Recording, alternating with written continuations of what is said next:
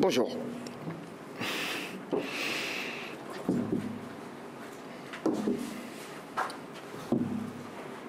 Quel est le bilan ce soir, Pascal? C'est quoi? C'est un point rageur, ou après il y a la petite déception peut-être sur les 10 dernières minutes? Déjà, c'est la satisfaction d'être revenu dans un match dans lequel on était plutôt mal embarqué parce qu'on a raté notre entame de match. La première demi-heure, ça a été très, très laborieux. C'était déjà mieux en fin de première mi-temps. Après, deuxième mi-temps, on a pris l'ascendant et même si le but est venu sur une action pas très claire, je pense que c'était une égalisation assez méritée. On a l'occasion de mettre le deuxième qui aurait été exceptionnel. Mais Nantes aussi a des occasions à la fin, notamment sur les coups de pied arrêtés. Donc, quand c'est comme ça, c'est des matchs qu'il faut savoir ne pas perdre déjà. Mais c'est un point qui va peut-être compter à la fin. Et, moi, je retiens aussi le bilan global sur les 4 derniers matchs où on a réussi à prendre 10 points en 4 matchs. C'est plutôt bien. On aurait signé pour une telle opération avant ces 4 matchs.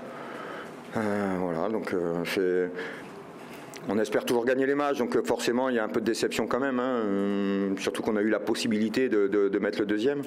Mais voilà, il faut aussi parfois accepter le fait que ça n'a pas toujours la réussite. Là, on l'a eu mercredi contre Lorient. Là, voilà, c'est un match nul assez équitable à mon avis. Comment t'expliques cette première demi-heure? C'était quoi, le pressing nantais qui vous a énormément gêné? Ou est-ce que c'était peut-être un peu un manque de peps que vous avez? C'est quoi? Moi, je pense que c'est les deux choses combinées, forcément, quand on joue tous les 3 jours. Et puis, je pense que vous avez pu voir qu'on mettait beaucoup d'énergie dans nos matchs. Et forcément, donc, même si j'avais essayé de mettre un peu de fraîcheur avec 2-3 changements, mais on a senti l'équipe en début de match un peu en manque d'énergie, en manque de jus. C'est souvent le cas quand on joue tous les 3-4 jours comme ça. Et puis Nantes, en plus, je pense qu'ils avaient misé aussi sur ça. Ils se sont dit, tiens, ils ont joué il y a 3 jours, ils ont fini très fatigués, on va les mettre sous pression et puis on va leur poser des problèmes comme ça. Et on n'arrivait pas à se sortir de leur pressing et on ne trouvait pas les solutions. Et on avait toujours une fraction de seconde de retard par-ci par-là, et toujours un décalage, et on courait un petit peu après le ballon, on le rendait très vite, et pas de bonne sensation. Donc voilà, il a fallu qu'on encaisse le but pour réagir un petit peu derrière, et puis on a réajusté aussi avec le repositionnement de Yacine Benraou un peu plus haut pour trouver un peu plus de liant dans le jeu. Voilà, mais il faut pouvoir bien récupérer entre les matchs, et c'est notre souci actuellement. Blessé, c'est ça aussi qui est plus là, Miguel qui a plus rouge, il y a beaucoup d'absents. Ouais, ça fait beaucoup d'absents. Je trouve que le carton de Flo Miguel, franchement, c'est. Enfin bon, j'ai eu le bonheur de travailler en Angleterre et ça c'est des fautes, même pas elles sont sifflées quoi. Et là, non seulement elle est sifflée, c'est épaule, c'est sifflé, en plus c'est carton jaune, c'est un truc de fou quoi. Donc bon, c'est un peu difficile à avaler. Après Flo, il faisait un bon match en plus depuis qu'il est dans l'équipe, ça se passe plutôt bien pour lui. Donc ça c'est un peu rageant de perdre un joueur dans ces conditions-là, surtout que, comme vous le soulignez, on a déjà pas mal d'absents. Mais voilà, c'est comme ça. On sait qu'on va lutter jusqu'au bout. De toute façon, on était très contents d'avoir eu 3 victoires consécutives et il n'y a pas de souci avec ça. Mais voilà, on sait encore qu'on n'était pas tiré d'affaire parce qu'on avait gagné 3 matchs. Vous êtes revenu dans la course? On est revenu dans la course. Pour aujourd'hui, on est barragiste et petit à petit, on grappille 1 point par-ci, 3 points par-là. Il faut réussir à garder ça. Mais encore une fois, on a besoin d'énergie, on a besoin de joueurs en bon état physique. Et voilà, ça commence à tirer un petit peu, mais on compense avec beaucoup de générosité encore. Est-ce que tu aurais signé pour 1 point et donc nul à la mi-temps? À la mi-temps, oui, forcément. Parce que on n'arrivait pas. On a eu 1 ou 2 petites situations en fin de première mi-temps où on sentait qu'on pouvait quand même les mettre en difficulté. Mais sur la première demi-heure, c'était assez compliqué. Donc Oui, à la mi-temps, on aurait été content forcément déjà de prendre un point. Mais encore une fois, sur le contenu de la deuxième, une fois qu'on a égalisé, on n'était pas loin de pouvoir faire basculer le match et on aurait pu mettre le deuxième. Voilà, et ça n'aurait pas été non plus un vol, ça aurait récompensé encore une fois le courage et la solidarité des joueurs. Mais voilà, à défaut d'être toujours flamboyant dans le jeu, voilà, on a au moins cette qualité-là, c'est qu'on s'arrache. Voilà. On parlait de la dépense d'énergie des titulaires, mais on sent que c'est aussi un apport qui permet aux remplaçants de vraiment d'avoir plus d'espace et encore d'être décisifs, comme on dit avec tout ça. Ouais, mais même Haris Djulevic, il est très bien rentré, et Moussa aussi. Ça aussi, c'est important parce que on ne se maintiendra pas juste avec 11 joueurs, c'est impossible, donc on a besoin de tout le monde et les remplaçants là depuis quelques matchs ils sont totalement dans l'esprit, ils ont vraiment envie d'amener quelque chose, ils ont envie d'insuffler du dynamisme quand ils rentrent, il n'y a personne qui fait la gueule d'être sur le banc, il faut que ça dure parce que ce n'est qu'à ce tarif-là qu'on arrivera à avoir des bons résultats, il faut qu'on arrive à garder cette unité qui fait que s'il y en a un qui sort, il encourage celui qui rentre et celui qui rentre et il essaye d'amener son énergie et son enthousiasme. Et pour l'instant, c'est ce qui se passe. Il faut absolument que ça continue. Quelles étaient tes consignes à la mi-temps? Parce que comme tu dis, on sentait peut-être un manque d'énergie. Après, en deuxième temps, on a ressorti peut-être un second souffle. Quelles ont été les consignes sur l'énergie, je peux pas faire grand-chose. Hein. Si le mec il est mort, je peux pas recharger moi les batteries. C'est compliqué. Non, on a essayé juste d'insister sur le jeu et de mettre plus de vitesse dans les transmissions, plus de mouvement. On ne trouvait pas suffisamment de décalage, on ne trouvait pas suffisamment de jeu dans les intervalles. Avec leur 4-4-2, il y avait des intervalles à trouver et on ne les trouvait pas du tout sur la première mi-temps. On les a davantage trouvés en deuxième.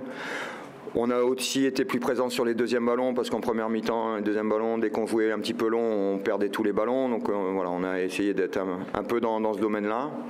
Voilà, c'était mieux, mais je pense qu'on doit pouvoir faire encore mieux. Mais voilà.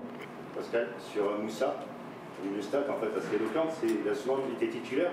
Il y en a vu peut-être plus efficace, un peu super set quand il sort du banc. C'est quelque chose, une réflexion que tu t'es faite également ou comment tu t'expliques ça en fait? Ça fait plus. Moi, je connaissais pas la stat. Hein. Il a marqué 2 buts par exemple en sortant du banc. D'accord. Il a marqué, il a un temps titulaire, il n'a jamais marqué en fait. D'accord. Donc je crois que c'est. Voilà, on le met sur le banc le prochain match. Hein. Non, mais voilà, Moussa, il y a des joueurs comme ça qui ont cette capacité à bien rentrer en cours de match. Après, Moussa, je sais qu'il a été pas mal décrié. Des fois je dis l'équipe, enfin je dis toujours l'équipe, et il lui mettait des notes, des 3, des 4, alors qu'il est hyper généreux, il fait un boulot énorme. Alors après c'est vrai qu'il parfois il perdait des ballons, il pouvait lui reprocher de la maladresse, des choses comme ça, mais sur le côté très très généreux de se battre pour l'équipe, il donne 200%, le petit Moussa, il était pas récompensé, donc forcément moralement il était touché. Là c'est difficile de le faire jouer tous les 3 jours comme ça, parce que encore une fois il met beaucoup d'énergie dans son jeu, mais là il est super bien rentré. Il y a des joueurs comme ça encore une fois. Je sais que le petit Niklas Eliasson, il a aussi cette capacité à bien rentrer en cours de match et à déclencher des choses. Voilà. Mais c'est pas pour autant qu'il sera toujours remplaçant et qu'il commencera. Non, moi j'ai pas d'explication. Non, pas du tout. Voilà. Après, encore une fois. Le foot est une activité où, enfin moi j'ai pas toujours la réponse à tout quoi, et celle-là je l'ai pas. Bonsoir monsieur. Wow.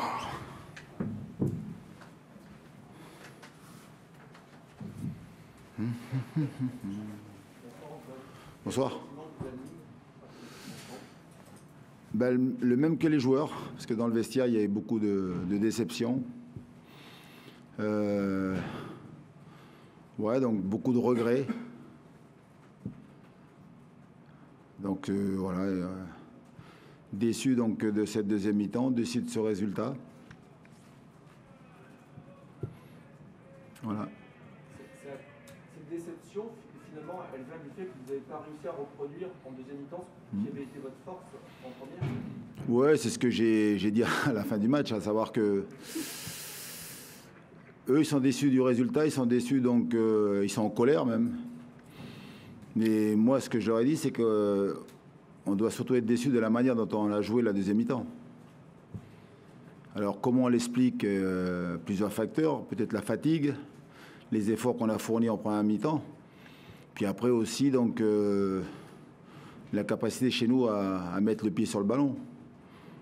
Même si la première mi-temps, donc, elle est excellente, on mène au score, mais l'idée, c'était donc de repartir dans ces deuxième mi-temps avec pour ambition de marquer ce deuxième but. Et non pas donc jouer à attendre et puis surtout à refuser le jeu. C'est ce qu'on a fait en deuxième mi-temps. Donc même si c'est un but heureux pour Nîmes parce que c'est un contre, mais ils ont plus poussé en deuxième mi-temps. Voilà. Est-ce que dans l'état d'esprit, on peut dire qu'ils ont été irréprochables, et notamment en première mi-temps où ça défendait en avançant? Oui, mais dans l'état d'esprit, ils sont irréprochables, mais c'est surtout donc inconsciemment, plus les minutes défilent, et moins vous proposez donc de jeu, moins vous êtes disponible. Et finalement, vous donnez le ballon à l'adversaire, vous reculez pas mal, et puis derrière, voilà, Nîmes marque.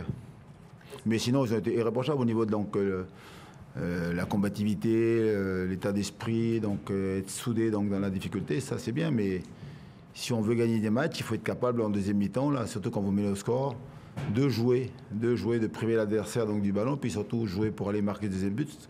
Alors bien sûr que Nîmes a montré un autre visage, mais je pense qu'on peut faire mieux. Mais est-ce que le fait qu'ils ont un petit peu déjoué en deuxième mi-temps, c'est parce qu'à un moment donné, il y a l'enjeu de la rencontre qui est revenu dans les têtes? Ouais, j'ai dit un peu de fatigue aussi. Tout ça réuni, voilà, donc la pression, l'envie de préserver ce résultat. Beaucoup de fatigue parce qu'en première mi-temps, voilà, il faisait très chaud et, pour la première fois. Mais j'ai vu les joueurs en tout cas en première mi-temps fatigués. Quoi. Comment vous jugez quand même ce but finalement équitable? Parce qu'avant que Nîmes marque, on a l'impression que c'est inespéré ce but. Pour moi, c'est perdre 2 points aujourd'hui. On a perdu 2 points. Mais c'est bien parce que ce que je ressens et ce que je pense, les joueurs, donc, voilà, le même jugement, quoi, les mêmes impressions. On les voit donc très déçus dans le vestiaire, abattus par le résultat. Hein. Mais je pense qu'on peut faire beaucoup mieux. Ils le savent. C'est quoi, dans la répétition des efforts, faire beaucoup mieux? Non, mais la capacité à beaucoup mieux dans le jeu. Beaucoup mieux dans le jeu. Il y a déjà des progrès en première mi-temps. Oui, voilà, mais il faut être capable de faire ça sur 1 heure et demie. L'arrivée, c'est double peine parce qu'en plus, Lorient gagnant, vous êtes relégable désormais. Est-ce que ça va encore compliquer, j'imagine, mentalement les choses pour les joueurs? Ben, ça dépend si on n'est pas costaud dans nos têtes. Je vous le dis et je le répète, ça va se jouer jusqu'à la fin. Donc tant mieux si aujourd'hui Lorient est au-dessus et Nîmes. Ce qui m'intéresse, c'est qu'à la fin de la saison, ils soient derrière nous. Hein. Voilà. Antoine, Jérôme Morin, Midi. Au niveau du choix, en fait, avec Girotto, de le faire monter en fait, en défensif, c'est un choix quoi, par rapport à tes aspirations ou c'est quoi? J'ai jeté une pièce en l'air comme ça. Sérieusement, tu as remis pas loin en fait en défense centrale? Oui, mais de toute façon, on fait des choix. Donc des fois, ça plaît à certains joueurs, des fois ça plaît pas, et puis vous, des fois, donc ça peut vous interpeller, mais moi j'ai les joueurs tous les jours. Donc on répète les matchs là, et c'est vrai que l'idée d'avoir une assise défensive plus solide, capable d'aller presser plus haut, c'est ce qu'on a fait en première mi-temps. Voilà, c'était dans cet esprit. Puis surtout se projeter vite vers l'avant avec 3 attaquants. C'était pas mal en première mi-temps, puis en deuxième mi-temps, alors je vous dis, il y a eu beaucoup de fatigue, parce que j'ai senti les joueurs, parce que ça demande beaucoup d'efforts. Et puis surtout, un peu aussi inconsciemment, donc la pression, l'envie de garder ce résultat. Il y avait beaucoup d'efforts, mais il n'y a eu qu'un tir cadré, comptabilisé. C'est ça aussi, l'avant-dernier geste, le dernier geste, on n'arrive pas. Oui, mais ça rejoint ce que je disais un peu avant, à savoir qu'on n'a pas été capable de produire plus de jeux que ça, de mettre le pied sur le ballon, et puis surtout donc, de proposer du jeu, et puis de jouer pour aller marquer ce but. Et pour marquer des buts, il faut vraiment vouloir donc du ballon et jouer, et ce qu'on n'a pas été capable de faire. On aurait pu avoir des latéraux plus concernés par le jeu aussi, amenés un peu plus offensivement, parce que nos attaquants ont beaucoup fait d'efforts. Mais dans cette deuxième mi-temps, on a joué à défendre et puis surtout à rester chacun donc dans sa position initiale, à savoir que les défenseurs défendaient, les milieux de terrain essayaient de organiser, puis les attaquants étaient seuls devant. Et il aurait fallu, comme on l'a fait en première mi-temps, tout le monde défendre, mais tout le monde aussi attaquer. Ce qu'on a moins fait, mais c'est aussi parce que donc on a eu un autre visage de Nîmes en deuxième mi-temps. Hein. Votre regard reste inchangé quand vous êtes arrivé, vous disiez que cette équipe a les capacités pour se maintenir, c'est d'ailleurs pour ça que je suis venu, parce que je pense qu'elle a les capacités, vous le pensez toujours, là, après ça. Pourquoi vous me posez cette question? Je pose la question. Voilà, je suis là et je suis super content et je suis persuadé qu'on va donc on va se maintenir. Maintenant, le classement, il est intéressant pour Nîmes, il est intéressant pour Lorient. Voilà. On attend de voir à la fin de la saison. Mais on a les moyens, on peut beaucoup mieux faire. Beaucoup mieux faire. Oui. Dans votre schéma aussi, il y a eu Pedro Chirivella qui a été un peu le détonateur du pressing, qui a lui, il a vraiment beaucoup couru en première période. C'était vraiment son rôle. Vous attendiez que d'autres prennent parfois le relais pour justement que ces dépenses d'énergie soient peut-être plus équilibrées. Non, mais à partir du moment où je mettais Ludo Blas en soutien donc, de Randall, donc voilà, l'idée c'était aussi surtout que Pedro vienne soutenir et donc vienne presser très haut, quoi. Et c'était lui donc qui devait venir avec Ludo se charger des deux, on va dire, soit défenseurs centraux, au milieu de terrain, donc nîmois. Ce qu'on a bien fait d'ailleurs en première mi-temps. Et puis donc, connaissant les qualités d'André, lui il était plus notre point basse. Voilà. Alors c'est un schéma qui est pas mal, qui demande beaucoup d'efforts, mais après c'est vrai qu'il faut réussir à le faire sur 1h30, quoi, ce qu'on n'a pas été capable de faire. Voilà. Merci à vous. Voilà.